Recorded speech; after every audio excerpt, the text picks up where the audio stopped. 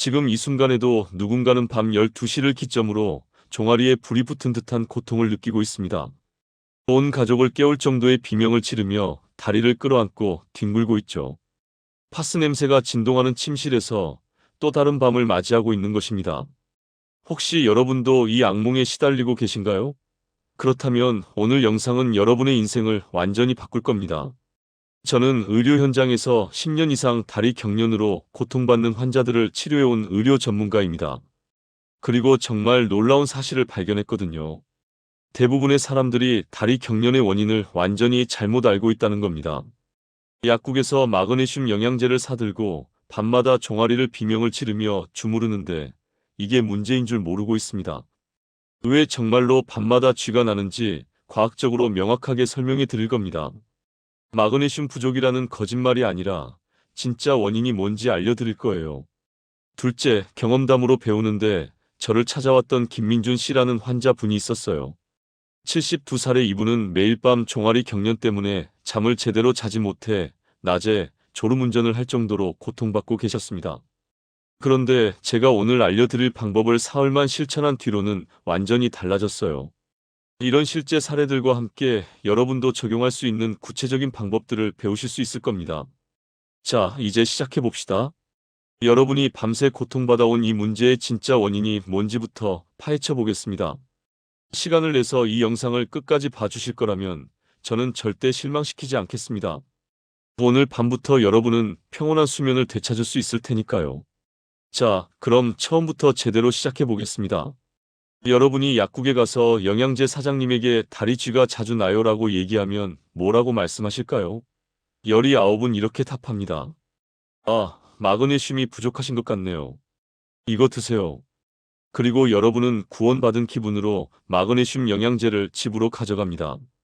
그런데 일주일 후에는 어떻게 될까요? 쥐는 여전히 납니다. 오히려 설사까지 합니다. 제가 만난 환자 중에 박순희님이라는 58살의 여성이 계셨어요. 이분은 정말 가슴 아픈 사연이 있습니다. 매달 10만 원씩 마그네슘 영양제에 돈을 쓰셨어요. 6년 동안 말입니다. 그런데 한 번도 효과가 없었던 거죠. 그러다가 제 진료실을 찾아오셨을 때 저는 박님께 이렇게 말씀드렸습니다. 박님, 마그네슘이 나쁜 건 아닙니다만 여기서 진짜 문제는 따로 있습니다. 우리 다리의 근육을 생각해 보세요. 이건 마치 자동차 같은 거예요. 자동차에는 가속 페달이 있고 브레이크 페달이 있잖아요. 우리 다리의 종아리 근육도 정확히 똑같습니다. 수축시키는 신호, 즉 가속 신호가 있고 이완시키는 신호, 즉 브레이크 신호가 있는 겁니다. 건강한 젊은이의 경우에는 이 두 신호가 완벽하게 조화를 이루고 있어요. 그런데 나이가 들거나 근육이 계속 피로해지면 어떻게 될까요? 브레이크 신호를 담당하는 신경 센서가 고장나기 시작합니다. 제가 진료소에서 본 사례를 들어드릴게요. 76살의 이창호님이라는 환자분이 계셨어요. 이분은 정말 신기한 말씀을 하셨는데 의사 선생님, 제 몸이 제 명령을 안 들어요라고 하신 거예요. 이것이 정확히 무슨 뜻인지 아세요? 브레이크 신호가 고장났다는 뜻입니다. 이창호님의 경우 밤에 잠을 자다가 이불의 무게 때문에 발이 자연스럽게 아래로 처지는 자세가 되어요. 이 자세에서 종아리 근육은 최대한 짧아진 상태가 됩니다. 그리고 바로 그 순간 고장난 브레이크 센서는 멋대로 가속 신호를 보내는 거예요. 종아리 근육에 지금 당장 수축하라는 명령을 보내는 겁니다. 마치 급발진하는 자동차처럼요. 근육이 이렇게 갑자기 강하게 수축하면 어떻게 될까요? 단단한 돌덩이처럼 굳어버립니다. 이게 바로 여러분이 밤마다 느끼는 그 악몽 같은 통증입니다. 그런데 여기서 정말 중요한 포인트가 있어요. 이건 영양제로는 절대 해결할 수 없다는 뜻입니다. 왜냐하면 문제가 신경 센서의 고장이기 때문이죠. 마그네슘을 먹는 것은 고장난 자동차의 휘발유를 더 집어넣는 것과 같아요. 문제 해결이 아니라 엉뚱한 처방입니다. 저는 박순희님께 이렇게 설명해 드렸고 박님은 6년이나 쓴 돈이 아깝다는 말씀을 하셨습니다. 하지만 제가 알려드린 방법들을 실천한 뒤에는 정말 큰 변화가 생겼어요. 그 사례는 이 영상의 뒤쪽에서 자세히 설명해 드리겠습니다. 자, 이제 여러분이 알아야 할 정말로 중요한 부분으로 넘어가겠습니다. 경고입니다. 여러분이 느끼는 증상이 단순한 쥐가 아니라면 이건 응급실로 가야 하는 위험한 신호일 수 있습니다. 저희 세광 종로 심혈관 클리닉에서도 정말 많은 환자분들이 이 구별을 못해서 큰 일을 겪으셨어요. 첫 번째, 심부정맥 혈전증이라는 질환이 있습니다. 쉽게 말해서 다리의 정맥, 즉 피를 심장으로 다시 돌려보내는 혈관이 피떡으로 완전히 막혀버린 상태예요. 이건 진짜 위험합니다. 이 경우에 구별 방법은 간단합니다. 양쪽 다리를 비교해 보세요. 단순한 쥐라면 양쪽 다리의 굵기가 비슷해야 합니다. 하지만 이 병이 있으면 한쪽 종아리만 유독 퉁퉁 붓습니다. 마치 종아리가 풍선처럼 부풀어 올라요. 그리고 피부 색깔도 달라집니다. 보통은 정상적인 살색이지만 혈전증이 있으면 붉거나 약간 검은색으로 변하는 경우도 있어요. 그리고 만져보세요. 손을 대면 뜨끈뜨끈한 열감이 느껴집니다. 마치 핫팩을 눌렀을 때처럼 말이에요. 제가 진료실에서 본 사례 중에 이런 경우가 있었습니다. 69살의 김혜자님이라는 분인데 이분은 오른쪽 종아리가 갑자기 부어오르고 열감이 났다고 병원을 찾으셨어요. 처음엔 그냥 쥐겠지라고 생각했대요. 그런데 저희가 정맥 초음파를 찍어본 결과 다리 혈관에 큰 혈전이 생겨 있었습니다. 정말 위험한 상황이었어요. 여기서 정말 중요한데 만약 이 상태에서 사람들이 흔히 하는 행동, 종아리를 힘으로 꾹꾹 눌러서 주무르면 어떻게 될까요? 혈관 속에 있던 피떡이 떨어져 나갑니다. 그리고 그게 어디로 흘러가냐면 심장으로 흘러 들어갔다가 폐동맥을 막아버립니다. 폐색전증이라는 치명적인 질환이 되어버리는 거죠. 이건 진짜 죽을 수 있는 상황입니다. 그래서 만약 종아리가 한쪽만 붓고 열감이 있다면 절대로 주무르지 마시고 즉시 응급실로 가셔야 합니다. 두 번째 위험 신호는 말초동맥 질환입니다. 이건 반대로 동맥, 즉 심장에서 다리로 피를 보내는 혈관이 좁아져서 피의 흐름이 나빠지는 병입니다. 특징은 첫 번째와 완전히 반대예요. 종아리가 붓지 않고 오히려 차갑고 창백해집니다. 흙빛처럼 창백해지는 경우도 있어요. 그리고 맥박을 짚어보면 알 수 있어요. 발등의 한가운데를 손가락으로 눌러보세요. 건강한 사람은 톡톡톡 맥박이 뛰어야 하는데 이 병이 있으면 맥박이 아주 약하거나 아예 안 잡힙니다. 마치 고무판을 누르는 것처럼 탄력감이 없다는 거예요. 그리고 증상이 정말 특이해요. 조금만 걸어도 종아리가 터질 듯이 아파집니다. 하지만 잠깐 쉬면 괜찮아져요. 다시 걷기 시작하면 또 아파지고 또 쉬면 괜찮아지고 이런 식으로 반복되는 거죠. 의학에서는 이를 파행이라고 부르는데 마치 파도처럼 오락가락한다는 뜻입니다. 저희 진료실에서 만난 57살의 박재훈님이라는 분이 있었어요. 이분도 처음엔 밤마다 다리 쥐가 나요라고 오셨는데 자세히 물어보니 낮에 골프장에서 라운드를 돌다가 계속 종아리가 아프다고 하셨어요. 쉬면 괜찮아지고 또 걸으면 아파지고 저희가 동맥 초음파를 찍어본 결과 다리 동맥이 거의 80% 좁아져 있었습니다. 박님께 말씀드렸어요. 박님, 이 상태로 방치하면 다리에 혈액 공급이 제대로 안 돼서 조직이 괴사할 수 있습니다. 최악의 경우 절단까지 할 수도 있습니다. 정말 무서운 상황이었어요. 그래서 만약 종아리가 차갑고 창백하고 맥박이 약하고 조금만 걸으면 아파진다면 당장 혈관 초음파를 받으셔야 합니다. 세 번째 위험 신호는 하지불안 증후군입니다. 이건 통증이라기보다는 기분 나쁜 불편함이에요. 환자분들이 이렇게 표현합니다. 의사 선생님, 제 다리에 벌레가 스멀스멀 기어가는 것 같아요. 또는 전기가 찌릿찌릿 통하는 것 같아요. 뭔가 간지럽고 불편해서 자지를 못해요. 이런 식이죠. 특징은 가만히 있으면 미칠 듯이 불편한데 다리를 움직이면 거짓말처럼 편안해진다는 거예요. 그래서 환자분들은 밤새 다리를 계속 달싹거리고 침대 위에서 자꾸 일어나 오고 수면을 제대로 못하게 되는 거죠. 이건 신경과적 질환이라서 단순한 스트레칭이나 마그네슘으로는 절대 낫지 않습니다. 신경과 의사의 진료를 받아야 합니다. 자, 그러면 여러분이 느끼는 증상이 이 세 가지 위험 신호가 아니고 단순한 야간 경련이라면 이제부터 제가 알려드릴 방법들이 직방으로 통할 겁니다. 정말로요. 제가 치료한 수백 명의 환자분들이 증명했습니다. 단 3초 안에 경련의 고통을 날려버리는 응급처치법이 있어요. 하지만 여기서 정말 중요한 주의사항이 있습니다. 절대로 주무르지 마세요. 저는 이 말을 100번을 강조해도 모자랄 정도입니다. 우리의 힘으로 근육을 주무르는 건 오히려 상황을 악화시킬 수 있거든요. 대신 우리는 우리 몸의 신경 원리를 이용해야 합니다. 첫 번째 방법은 상호 억제법이라고 부르는 건데 원리는 정말 간단합니다. 시소 놀이를 생각해 보세요. 시소의 한쪽이 내려가면 다른 한쪽은 올라가잖아요. 우리 다리도 마찬가지예요. 종아리 근육이 경련으로 수축하고 있으면 그 반대편 근육인 정강이 앞쪽 근육에 힘을 주면 우리 뇌는 자동으로 종아리 근육의 스위치를 꺼버립니다. 방법은 간단해요. 앉거나 누워있는 상태에서 경련이 난 다리의 발가락을 내 몸 쪽으로 힘껏 당기세요. 손으로 발가락을 잡고 몸 쪽으로 확 젖혀도 되고, 수건을 발바닥에 걸고 당겨도 되고, 벽에 발바닥을 대고 꼭 밀어도 됩니다. 중요한 건 발등을 몸 쪽으로 꺾는다는 것, 그것 하나만 기억하세요. 저희 클리닉에 온 60나 살의 조영민님이라는 환자분이 계셨어요. 이분은 매일 밤 한 번 아니면 2번 경련으로 깨신다고 하셨어요. 잠을 정말 못 주무셨어요. 그런데 제가 이 방법을 알려드린 후 일주일이 지나서 다시 오셨을 때 조님은 이렇게 말씀하셨습니다. 의사 선생님, 이게 정말 신기해요.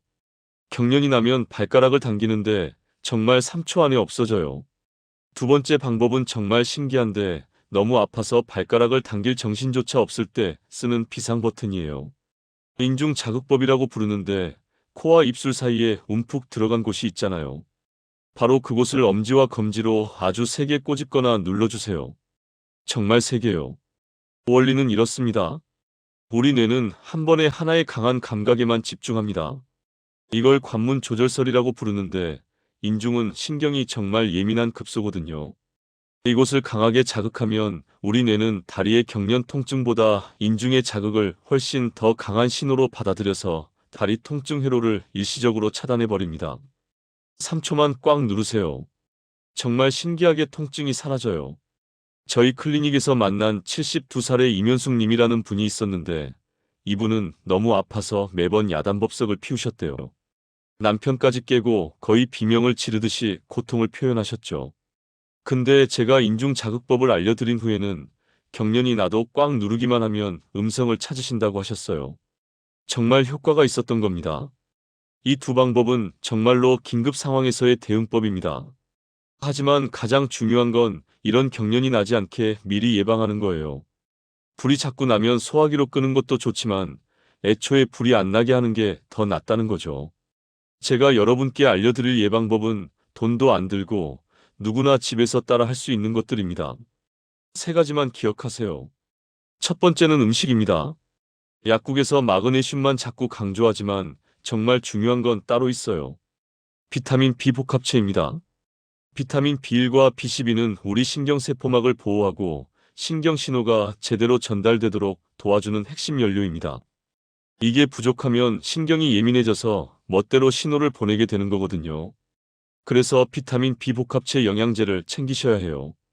약국에서 비타민 B 복합체라고 하면 되는데 너무 비싼 건 필요 없고 기본적인 것들이 들어있는 제품이면 충분합니다. 그리고 또 하나 정말 중요한 게 있어요. 타우린이라는 성분입니다. 이건 우리 근육의 피로를 풀어주는 정말 중요한 성분인데 나이가 들면 간 기능이 떨어져서 우리 몸에서 만드는 양이 줄어듭니다. 그래서 음식으로 섭취해야 해요. 타우린이 가장 많이 들어있는 음식이 뭘까요? 바다 것들이에요. 오징어, 문어, 조개류 같은 거 말이에요. 정말 간단하죠? 일주일에 2~3번만 오징어국이나 조개탕을 시원하게 끓여 드시면 됩니다. 저희 환자분 중에 영선이님이라는 61살의 여성이 계셨는데 이분은 일주일에 2번씩 오징어국을 챙겨 먹기 시작했어요. 그리고 비타민 B 복합체도 함께 먹으셨죠. 6주 정도 지났을 때 영님은 정말 감동적인 말씀을 하셨습니다. 의사 선생님, 저 요즘 야간 경련이 거의 없어요. 밤에 푹 자요. 두 번째는 침실 환경을 개선하는 거예요. 이건 정말 간단한데 여러분의 침대를 생각해 보세요. 무거운 이불을 덮고 자고 계신가요? 그렇다면 지금부터 이게 여러분의 원수라고 생각하세요. 무거운 이불은 밤새 여러분의 발을 꾹 눌러요. 발이 자연스럽게 아래로 펴지는 자세가 되는 거죠. 그러면 종아리 근육이 밤새 긴장 상태로 있게 되는 겁니다. 정말 안 좋은 환경이에요. 당장 가벼운 이불로 바꾸세요. 여름용 가벼운 이불이면 충분합니다. 겨울이면 가벼운 이불 여러 장을 겹쳐서 덮으셔도 돼요. 두께가 있지만 무게는 가벼운 그런 것들 말이에요. 그리고 또 한 가지, 주무실 때 발목 밑에 베개나 쿠션을 하나 받치세요. 이렇게 하면 발이 심장보다 약간 높아지면서 혈액순환이 좋아져요. 동시에 발목이 펴지는 것을 막아서 근육이 편안하게 이완된 상태로 쉴 수 있게 되는 거예요. 저희 환자 중에 56살의 최민수 님이 계셨어요. 이분은 정말 흥미로운 사례인데 무거운 이불을 가벼운 것으로 바꾸고 발목에 쿠션을 받친 것만으로도 경련이 절반 이상 줄었다고 하셨어요. 세 번째는 일상 루틴입니다. 이건 정말 간단한 세 가지인데 아침, 점심, 저녁으로 나눠서 생각하시면 돼요. 아침에는 침대에서 내려오기 전에 기지개를 켜세요. 쭉 펴면서 발끝을 몸쪽으로 당기는 스트레칭을 10번만 해주세요. 단 10초면 충분합니다. 점심때는요, 오징어나 조개류가 들어간 반찬을 한 가지라도 챙겨서 드세요. 그리고 식후에는 가벼운 산책을 해보세요. 햇빛을 쬐면서 천천히 15분 정도만 걸어도 좋아요. 그러면 우리 몸이 비타민 D를 합성하면서 뼈도 튼튼해지고 신경도 안정돼요. 저녁에는 주무시기 정확히 1시간 전에 따뜻한 물로 족욕을 해주세요. 족욕이 뭐냐면 족욕이라고도 부르는데 발을 물에 담그는 거예요. 물의 온도는 섭씨 40도 정도면 딱 좋습니다. 너무 뜨거우면 안 돼요. 15분 정도 담가주세요. 왜 이게 효과가 있을까요? 따뜻한 물에 발을 담그면 혈관이 확장돼서 혈액순환이 좋아져요.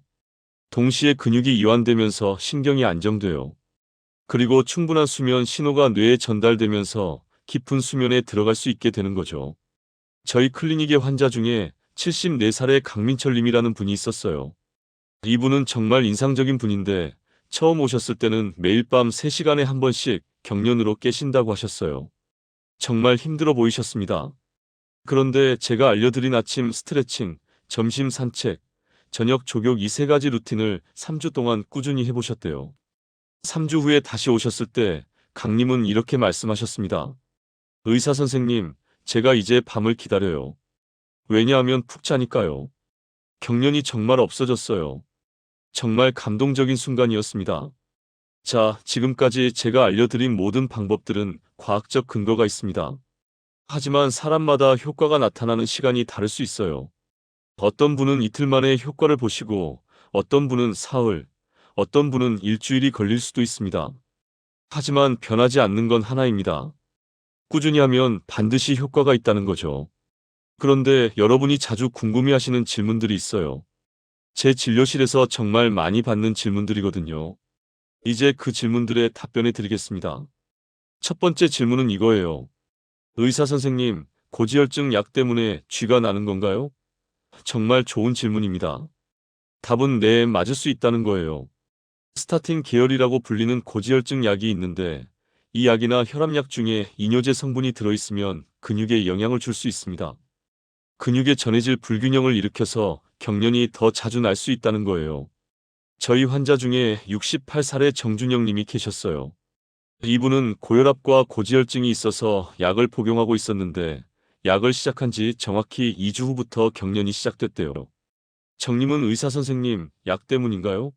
라고 물으셨고 저는 충분히 가능하다고 설명해 드렸습니다. 그래서 주치의와 상담하신 결과 약의 종류를 바꾸셨어요. 그러니까 경련이 바로 사라졌습니다. 그래서 여러분이 약을 복용하다가 갑자기 경련이 시작됐다면 임의로 약을 끊지 마시고 꼭 주치의와 상담해서 약의 종류를 바꿀 수 있는지 물어보세요. 정말 중요합니다. 두 번째 질문은 정말 많이 받는데 의사 선생님, 마그네슘을 먹어도 왜 효과가 없나요? 라는 거예요. 답은 이겁니다. 마그네슘 자체가 효과가 없는 게 아니라 원인이 애초에 영양 부족이 아니라면 당연히 효과가 없다는 거예요. 그리고 또 하나 중요한 사실이 있습니다. 마그네슘은 흡수율이 정말 낮습니다. 많이 드시면 설사만 하고 거의 다 배출돼 버려요. 그래서 무작정 양을 늘리는 건 정말 좋지 않습니다. 오히려 소화기 건강을 해칠 수 있어요. 대신 제가 강조드린 비타민 B 복합체를 함께 챙기는 게 훨씬 효과적입니다. 왜냐하면 근본 원인은 신경 센서의 고장이거든요. 그래서 신경을 튼튼하게 만드는 게 진짜 해결책입니다. 저희 환자 중에 59살의 함지연 님이라는 여성이 계셨어요. 이분은 6개월 동안 매달 10만 원씩 마그네슘을 드셨는데 효과가 없으셨어요. 그래서 오셨던 건데 저는 함님께 이렇게 말씀드렸습니다. 함님, 마그네슘 대신 비타민 B를 챙겨보세요. 그리고 오징어도 자주 드세요. 정확히 4주 후에 함님은 저를 찾아오셨고 이렇게 말씀하셨습니다. 의사 선생님, 저 진짜 놀랐어요. 마그네슘 6개월 먹은 것보다 이 방법을 4주 한 것이 훨씬 효과가 있어요. 정말 의미 있는 순간이었습니다. 세 번째 질문은 이거예요. 의사 선생님, 이 증상이 정말 쥐일까요? 아니면 다른 병일까요? 이건 정말 중요한 질문입니다. 그래서 저는 여러분께 다시 한번 강조합니다. 만약 다음과 같은 증상이 있다면 반드시 병원에 가세요. 한쪽 다리만 유독 붓거나 피부가 붉거나 검어지거나 만졌을 때 뜨거우면 심부정맥 혈전증입니다. 아니면 다리가 차갑고 창백하고 맥박이 약하고 조금만 걸어도 터질 듯이 아파진다면 말초동맥 질환입니다. 아니면 통증이 아니라 벌레가 기어가는 것 같은 불편감이 있고 가만히 있으면 미칠 것 같지만 움직이면 편하다면 하지불안 증후군입니다. 이 세 가지 중 하나라도 해당된다면 절대 방치하지 마시고 병원을 찾아가세요. 자, 이제 마지막 부분입니다. 여러분을 향한 제 진심 어린 메시지를 전하겠습니다.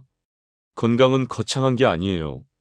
오늘 제가 말씀드린 것처럼 오징어국 한 그릇 챙겨 드시는 것, 잠자기 전 따뜻한 물에 발을 담그는 것, 발목 밑에 쿠션 하나 받치는 것. 이런 작은 실천들이 모여서 정말 큰 기적을 만듭니다. 생각해 보세요. 밤새 편안하게 자는 것, 아침에 개운하게 일어나는 것, 그 평범한 일상이 사실은 가장 큰 축복이 아닌가요?